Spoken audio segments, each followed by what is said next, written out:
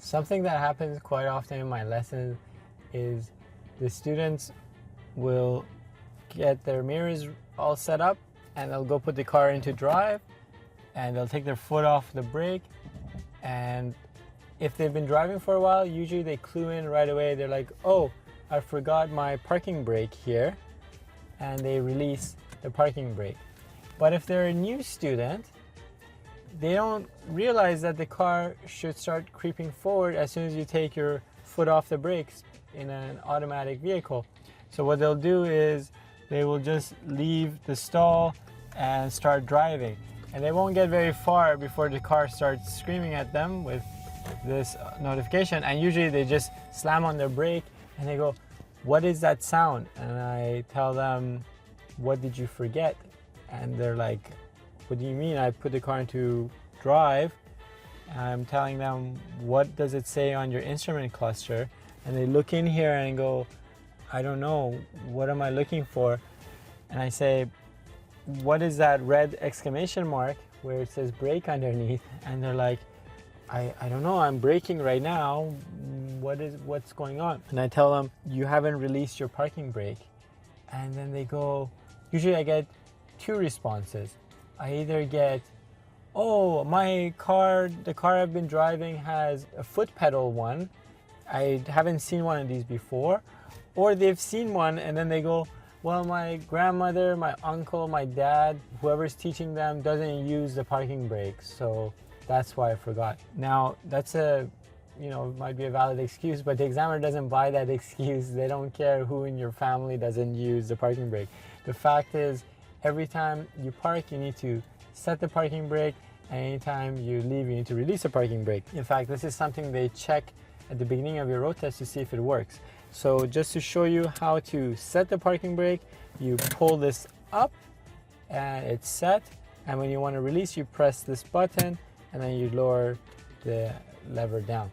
Now, what happens is sometimes the students go to put the car into park and they press the release button and they pull up on the parking brake and then they let go and then they put the car into park. If you try to press this button as you're pulling up and then you let go, if I now put the car into neutral, even though I think the parking brake is applied, even though the car is telling me the parking brake is applied, the parking brake in reality is not really applied because I didn't pull it up enough to get a good grip on the rear drums if your car has drum brakes in the back. So what you want to do, or make sure that you do, is when you're applying the parking brake, pull up.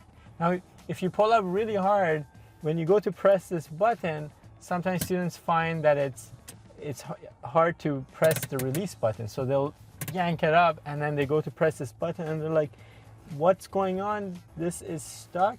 I can't move this button.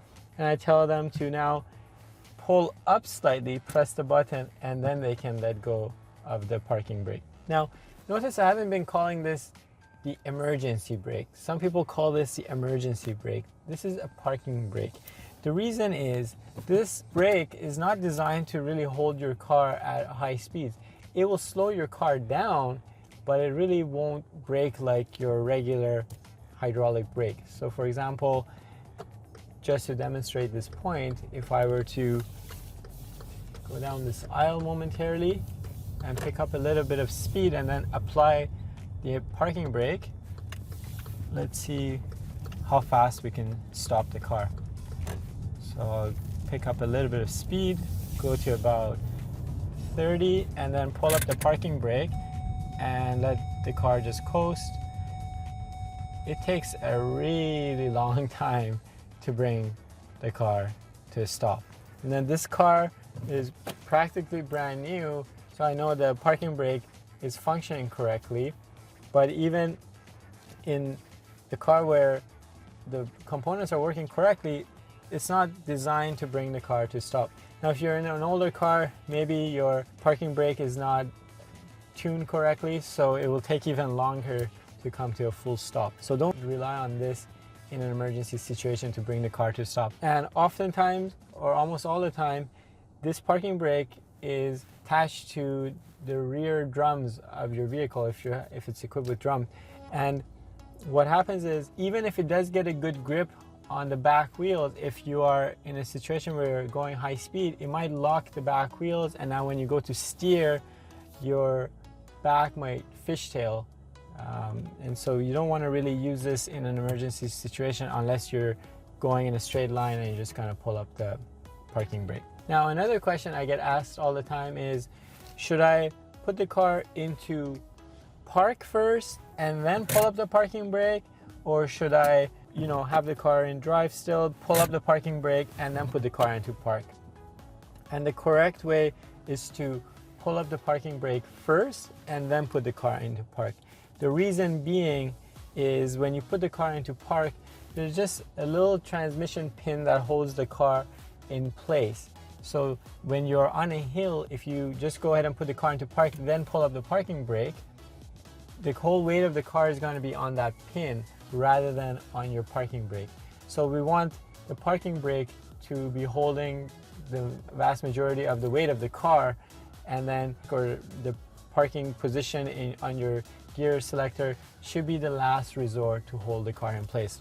This is usually opposite of most people do, which is they just put the car into park and off they go.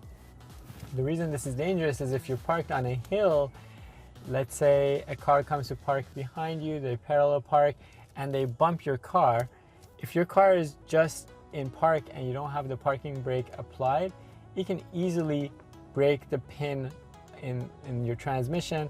Not only is it a very expensive repair, but also you run the risk of your car just rolling down the hill and causing more damage.